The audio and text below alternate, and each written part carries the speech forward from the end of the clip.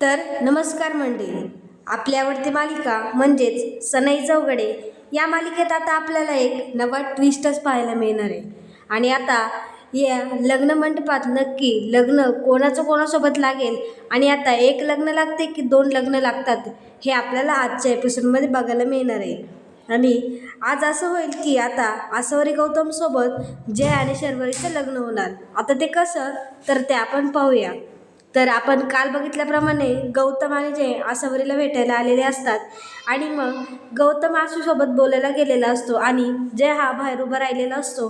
तो पमा आणि सुभाषचं सगळं बोलणं ऐकत असतो, त्यामुळे त्याला खूप वाईट वाटतं. मग आता जय हा बाहेर उभा असतो आणि गौतमचं तिकडे बोलून झालेलं असतं. तो तिथे येतो आणि त्याला बोलतो की दादा चला आता आपण निघूया म्हणून. तर जय तिथेच थांबतो. तर गौतम बोलतो की काय झालं तुला.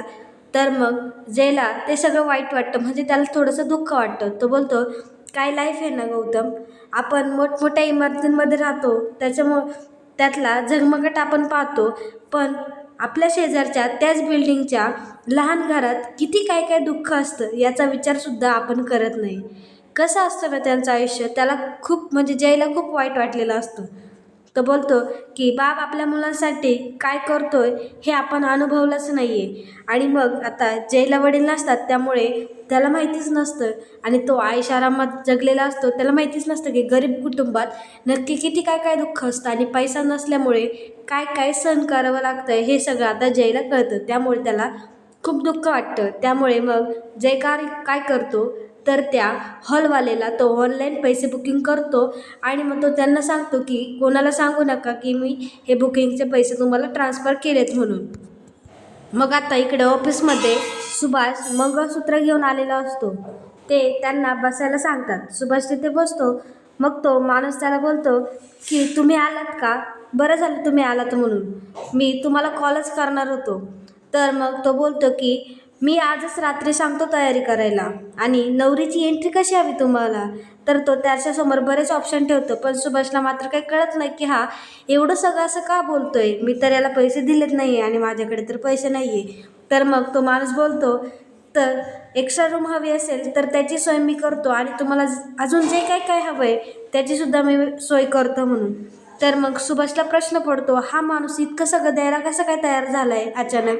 हा घरी आला होता तेव्हा तर बोलला की जर तुम्ही पैसे दिले नाही तर बुकिंग होणार नाही. त्यामुळे सुभाष त्याला बोलतो की माझ्याकडे एवढे पैसे नाही आहे, मला एवढं जमणार नाही म्हणून, आम्हाला एवढं सगळं नको आहे म्हणून. तर मग तो माणूस बोलतो अहो तुमचं पेमेंट झालं आहे म्हणून, आणि ते ऑनलाईन बुक झालं आहे आणि ते एक पॅकेज असतं ते तुम्ही घेतलेलं आहे म्हणून.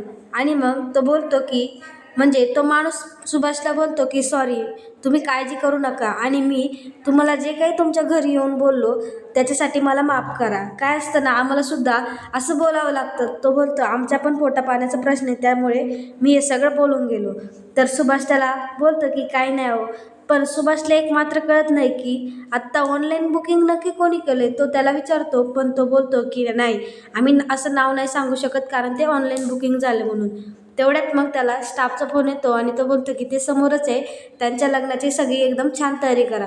सुभाष मात्र ते मंगळसूत्र हातात काढून त्या मंगळसूत्राकडे बघत असतो आणि विचार करतो की ही स्वामींचीच काहीतरी कृपा असेल म्हणून, आणि मग तिथनं निघतो आणि घरी जायला येतो. मग आता सुभाष घरी येतो. पमा त्याची वाटच पाहत असते. सुभाष तिच्या गळ्यातलं काढतो आणि मंगळसूत्र तिच्या गळ्यात घालतो. आणि मग आता पमा बोलते की अहो तुम्ही हे काय करताय, तुम्ही बुक केलं नाही का, तुम्ही त्याला पैसे दिले नाही का म्हणून. तर मग सुभाष तिला बोलतो की अगं आपले पैसे कोणीतरी ऑनलाईन भरलेत आणि त्याने म्हणून आपल्याकडून पैसे नाही घेतले, उद्याचा आपला हॉल बुक झाला आहे म्हणून. तर पमा बोलते अहो कोणी केले म्हणून. तर सुभाष बोलतो त्यांनी काही सांगितलं नाही, तो फक्त बोलला की ऑनलाईन बुकिंग झाले म्हणून. तर मग पमा आणि सुभाष विचार करतात. पमा बोलते की अहो ही आपल्या स्वामीचीच कृपा असेल आणि स्वामीच हे सगळं घडून आणत असतील आणि त्यामुळे आपली बुकिंग झाली असेल. त्यांची ती चर्चा चालू असतात आणि आत्ता एक सुभाषचं ओझं हलकं झालेलं असतं. आता लग्नाच्या दिवशी दुसऱ्या दिवशी आता लग्नाची सगळी इकडे हॉलवाल्यांनी सगळी तयारी केलेली असते. बँडवाले असतात, इकडे गणपती बाप्पाची मूर्ती सजवलेली असते आणि तेवढ्यात पामा सुभाष येतात आणि ते सगळीकडे बघतात. ते पूर्ण हॉलभर फिरतात. इकडे टिपाणीवाले, गणपती बाप्पाची मूर्ती आहे, एवढा मस्त हॉल डेकोरेट केला आहे, त्यांची पत्रिका म्हणजे त्यांचा बॅनरसुद्धा तिथे लावलेला आहे. त्यांना एकदम असं छान वाटतं. म्हणजे त्यांनी जे पाहिलेलं स्वप्न असतं की आपल्या मुलीचं लग्न असं व्हावं, आपण असं करावं, असं पण तसं करावं, ते सगळं आज सत्यात उतरलं असतं. ते फक्त स्वामींमुळे त्यांना असं वाटतं. पण त्यांना माहिती नसतं की बुकिंग ही जय खानोलकरांनी केली म्हणून. इकडे त्यांच्या मनाप्रमाणे सगळं सजावटी, सगळ्या सोयीसुविधा सगळ्या झालेल्या असतात. त्यामुळे पमाला खूप आनंद होतो. पमा एक एक करून सगळं बघत असते. मग ते दोघं गणपती बाप्पाजवळ येतात आणि मग सुभाष बोलतो की बाप्पा, ज्याने आम्हाला मदत केली ना, त्याला एकदम कायम सुखात ठेव आणि त्याचं खरंच चांगलं होऊ दे. पमासुद्धा बोलते की हो बाप्पा, त्याचे आमच्यावर खूप उपकार होतील आणि तू त्याला सगळं काही सुख दे म्हणून. आता ते देवबाप्पाकडे प्रार्थना करतात. पण याचा करता धरता जय असतो हे त्यांना माहिती नसतं. मग ते सगळीकडे फिरतात, सोयी बघतात. मग सुभाष मामाला बोलतो की झालं ना सगळं तुझ्या मनासारखं, तुला हेच हवं होतं ना, आपल्या मुलीचं असंच लग्न व्हावं. आता बघ तुझ्या मनासारखं झालं म्हणून आणि तुझं स्वप्न पूर्ण झालं. आता मग इकडे सुभाष आणि पमाला उमा आणि उमेश भेटतात. मग उमेश सुभाषला विचारतो, एवढा सगळा खर्च केला आहे, काही लोन वगैरे घेतले का? त्याला प्रश्न पडतो, एवढा सगळा खर्च हा कसा काय करू शकतो? तर मग उमा बोलते, अहो ही काय प्रश्न विचारायची जागा आहे का? ते ना आपण नंतर बोलूया म्हणून. आणि मग ती पमाला घेऊन जाते आणि मग तिला सगळं दाखवायला बघते. इकडे मात्र आसावरी खूप काळजीत असते. तिला खूप टेन्शन आलेलं असतं. तेवढ्यात मग श्रुती ते येते. श्रुतीला बोलते की तू काय काळजी नको करू, अजून आपल्याला काय मिळालं नाही आहे, पण आता लवकरच आपल्या हाती काहीतरी लागेल म्हणून. जयने अजून कॉल केलेला नाही आहे. तर मग अनु तिला बोलते की मला फक्त आता एकाच माणसावर विश्वास येतो, म्हणजे जयदादा. तर मग शर्वरीला धक्का बसतो. कालपर्यंत ही तर हिरो हिरो करत होती आणि तिला बोलते, कालपर्यंत तू हिरो करत होती आणि आज तुझा दादा झाला. तर अनु बोलते, हो तो आहेच तसा, मला तो खूप आवडतो आणि त्याची पर्सनॅलिटी खूप छान आहे म्हणून. शर्वरीला टोमणे देत असते. पण इकडे आसावरी मात्र काळजीतच असते. तेवढ्यात मग तिथं मयू येते. मयू आसावरीला बोलते, ताई तू किती छान दिसते म्हणून. पण आसावरीला इकडे वेगळंच टेन्शन असतं. श्रुतीला बोलते की ताई, अजून आपल्याला कोणता पुरावा सापडलेला नाही आहे, पण तू काळजी नको करू, तुझं लग्न बांदेकरसोबत नाही होणार, तुझं लग्न आपण गौतम खानोलकरांशीच लावून देणार म्हणून. आणि अजून आत्तापर्यंत काही आपल्याला सापडलेलं नाही आहे. मग मयू प्रश्नात पडते आणि मयू बोलते, मग ताईचं लग्न गौतम बांदेकरसोबत होणार? तर मग सगळेजण तिला शांत करतात आणि बोलतात की तू काही बोलू नकोस. मग अनुची आणि तिचे भांडणं होतात. त्यांचं बोलणं सुरू असतंच तिथे पमा येते. पमा बोलते की आपल्याला गौरी हाराची पूजा करायला लागेल, त्यामुळे तुम्ही तयारी करा म्हणून. आणि ते शरूच्या लग्नात सुद्धा लागेल. मग शरू चिडते आणि बोलते, तू काय का सारखी सारखी माझ्या लग्नाकडे येते? मग पमा बोलते, आता बाईचं झालं की तुझंच लग्न उरकायचं म्हणून आपल्याला. तर मग ती पमा तिथनं निघून जाते. इकडं पण आत्ता आसावरी खूप टेन्शनमध्ये आलेली असते. कारण वेळ जसं जसं निघत जातो तसं तसं ते विधी लवकर येतात आणि आत्ता आसावरीला खूप टेन्शन आलेलं असतं. ती बोलते की गौतम बांदेकरला जर आपण असं मम्मी पप्पांना सांगितलं तर मम्मी पप्पा विश्वास नाही ठेवणार की बांदेकर हा असा मुलगा आहे म्हणून. मयू बोलते की आपण सांगूया मम्मी पप्पांना, मी सांगते. तर अनु तिला डोक्यात मारते आणि बोलते, तुला काही अक्कल आहे का नाही गं? असं आपण नाही सांगू शकत, आपल्याकडे कोणताही पुरावा नाही आहे. आणि मग शरू बोलते की मी बघते काय करायचं ते, आणि जयला मी कॉल करून विचारते की काही आपल्याला कळलं की नाही. पण मयू आणि अनु भांडणं करत असतात. मग शरू त्यांना ओरडते आणि बोलते, तुम्हाला जर भांडायचं असेल तर इथून निघून जा, कारण इथे आता ताईला टेन्शन येते म्हणून. तर मग सगळेजणी गप्प बसतात आणि मग ह्यांचं बोलणं सगळे समायरा ऐकत असते. आता समायरा तर खुश होते की आता ह्यांचा काही प्लॅन काहीच होत नाही आणि ह्यांना काही पुरावासुद्धा भेटलेला नाही आहे, म्हणजे आता नक्कीच गौतम आणि आसावरीचं लग्न होणार असा तिचा भ्रम असतो.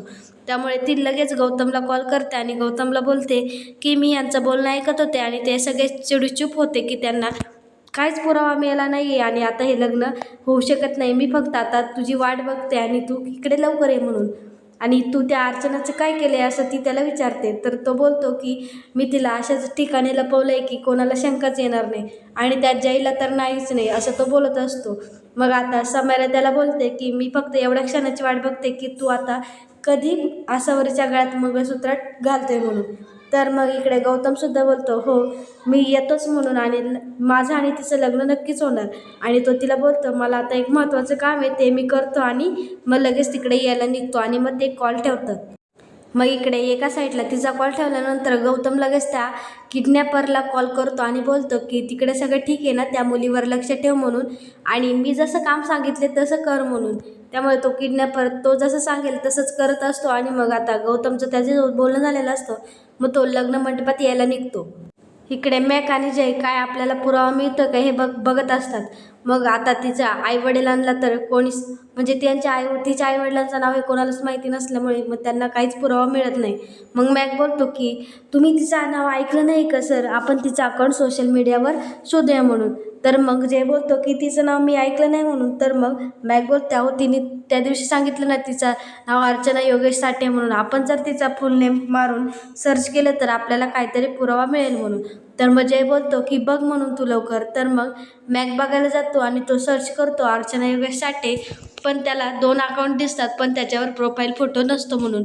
तो लगेच ओरडतो, बोलतो की सर मला सापडलं म्हणून. जय लगेच त्याच्या हातातनं फोन ओढून घेतो आणि बोलतो की अहो मी तुम्हाला सांगत होतो ना यात प्रोफाईल पिक्चरच नाही म्हणून, आणि आता आपल्याला कसं काय कळणार तिचं हे अकाउंट आहे म्हणून. तर मग आता काही पुरावा भेटत नाही आणि कुठेच भेटत नाही, ऑनलाईन नाही कुठेच नाही. तर मग आता गौतम बोलतो की दादा आता कसं होणार. आणि मग आता गौतमला थोडंसं वाईट वाटतं आणि तो आता म्हणजे त्याचा असा चेहरा रडण्यासारखं होतं, त्याला खूपच वाईट वाटतं. आणि मग तो जयला बोलतो की दादा आता काय होणार म्हणून, आणि आता मला असं खूप वाईट वाटते असं तो त्याला बोलतो. मग जय त्याला धीर देतो आणि बोलतो की तुझं आणि आसावरीचंच लग्न होईल, तू असे होप सोडू नकोस म्हणून. मग इकडे लगेच शरू जयला कॉल करते आणि विचारते की काय पुरावा मिळाला आहे का म्हणून तुला. मला तर काय अजून मिळालं नाही, आणि आता इकडे लग्नाची तयारी चालू आहे, मला खूप टेन्शन येते असं जय तिला बोलतो. आणि त्यांचं बोलणं चालूच असतं पण कोणालाही कोणता पुरावा मिळालेला नसतो. इकडे उमाने सगळा रुखवत मांडलेला असतो. मग पमा रुखवत बघायला येते आणि बोलते की ताई खरंच खूप छान रुखवत मांडलं आहे म्हणून, आणि तू लहानपणी अशाच घर सजवायची ना. त्यांचं बोलणं चालू असतं. इकडे सुभाष मग मॅनेजरशी बोलतो आणि मॅनेजर त्याला बोलतं की तुम्हाला जर काही सोयीसुविधा लागल्या तर मला सांगा, आणि 2 मी माणसं ठेवलेले आहे आमची स्टाफ त्यांना सांगा म्हणून. आणि आता खरा ट्विस्ट आहे, तर आता नवरदेव आलेला असतो त्यामुळे पमा आणि उभा नवरदेवाला ओवाळायला निघतात. तर मग पमा गौतम बांदेकरला टिया लावायला जाते, पण आता तिथे गौतम खानोलकरच आलेला असतो आणि तो टिया चुकून का होईना तिच्या खऱ्या जावायला लागलेला असतो. आणि मग तो टिळा गौतमला लागतो. आता मग सगळे चकित होतात की आता हा कोण आहे म्हणून. तर गौतम मोठ्याने ओरडतो आणि बोलतो कोण आहेस तू. तर मग गौतम बोलतो की आता मी ते AC रिपेअर करायला आलो आहे आणि अर्जंट होतं म्हणून मी घाईघाईत आलो, आणि सॉरी बोलून मग तिथनं तो निघतो. तर मग पमा परत गौतम बांदेकरला टिया लावते. इकडे गौतम पुढे आलेला असतो आणि तो मास्क काढून त्याला त्याचा चेहरा दाखवतो, तर तो गौतम खानोलकर असतो. आता गौतमसुद्धा त्याला टक्कर म्हणजे त्याच्या नजरेला नजर मिळून त्याच्याकडे बघत असतो. आता गौतम खानोलकरच्या मागे जय आणि शरू असतात आणि इकडे हा एकटा उभा असतो, त्यामुळे तो त्याच्याकडे जातो. आणि मग शरू त्याला जळवण्यासाठी बोलते की आता नवरदेवाची तर एंट्री झाली आणि आता आपला गौतम तर इकडे आलाय, द्यायचं का ह्याचं आणि आशुताईचं लग्न लावून. तर मग गौतम तिला बोलतो की जरी हा इथे आला असला तरी आता आसावरी आणि माझंच लग्न होणार आणि आसावरीला मीच नेणार. तर मग आता त्यांच्यात वाद होतात. जयला राग येतो, जय त्याला मारायला जायला निघतो. तर शरू बोलते अरे नाही आता थांब रे अजून बाकी. तर मग गौतम त्याला बोलतो की जय खानोलकर तू माझं काहीच वाकडं करू शकला नाही आणि आता तू वाकडंही काही करू शकणार नाही, आता आसावरीला तर मीच नेणार. त्यांच्या तिथे वाद सुरू होतात आणि मग तो गौतम त्याला उलटं बोलत असतो. जयला त्याचा राग येतो, जय त्याला मारायला निघतो. तर मग शरू त्याला थांबवते. मग शरू त्याला चॅलेंज देते आणि बोलते की आशुताईचं लग्न हे आहे या गौतमशीच होणार, तुझ्याशी लग्न होणार नाही. आणि हा शब्द माहिती आहे ना कोणाचा, आणि माझं नाव माहिती आहे ना, शर्वरी परब टकाटक, तिचा ती नेहमीसारखा डायलॉग मारते. आणि मग गौतम बांदेकरला थोडीशी जरा लाज वाटते आणि तो तिथून निघून जातो. इकडे मात्र अर्चनाला त्याने किडनॅप केलेलं असतं आणि तिचे हात पाय सगळं बांधून ठेवलेलं असतं.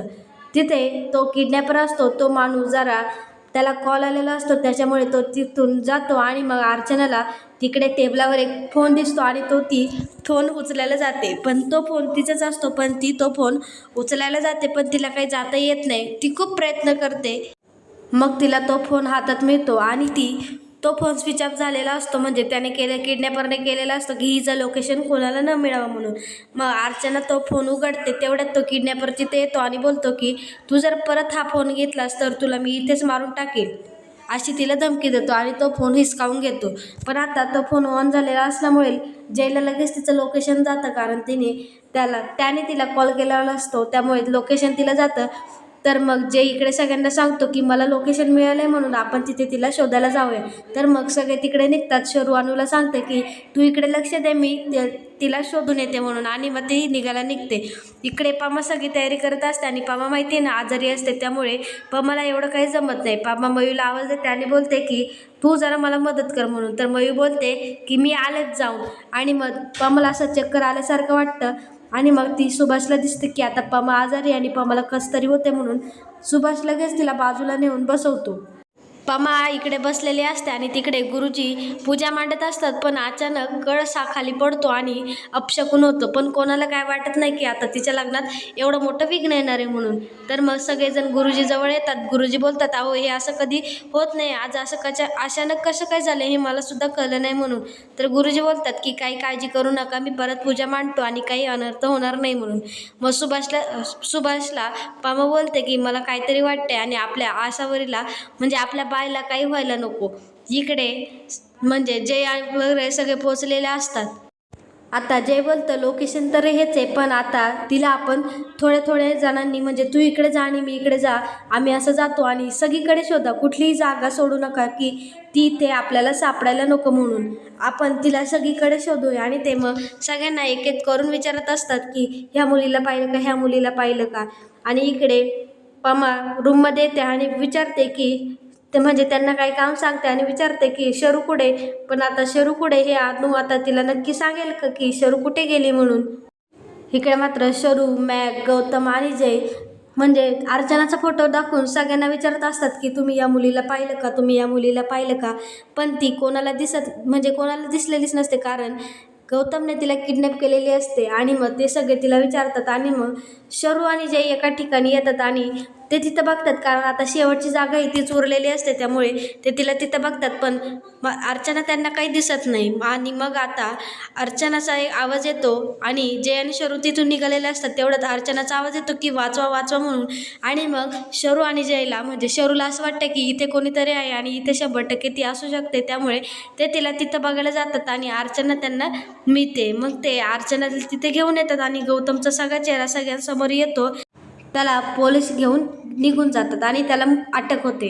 आता जय त्यांना बोलतो की आता आपण गौतम आणि आसावरीचं लग्न लावून देऊया. पण तेवढ्यात तिथे तेजस्विनी येते आणि तेजस्विनीचा या लग्नासाठी नकार असतो. ती जयला बोलते की पहिले तुझं लग्न करूया आणि मग गौतमचं बघूया. तर मग आता जय शरूचं डील होतं आणि शरूला तो बोलतं की आपण दोघे लग्न करूया, ह्यांचं लग्न झालं की आपण डिवोर्स घेऊया म्हणून आपल्यासाठी हे एक डील असेल लग्नाचं म्हणून. तर मग आता जय शरूचे लग्न करेल का आणि आता तेजस्विनी या लग्नाला तयार होईल का, आणि आता तरी गौतम आणि आसावरीचं लग्न होईल का हे पाहायला विसरू नका. आणि आता या मालिकेत अजून नवीन काय ट्विस्ट होतात, नवीन कोणाचे सत्य अजून समोर येते हे पाहायला विसरू नका. आणि यासाठी आपल्या चॅनलला नक्कीच सबस्क्राईब करा.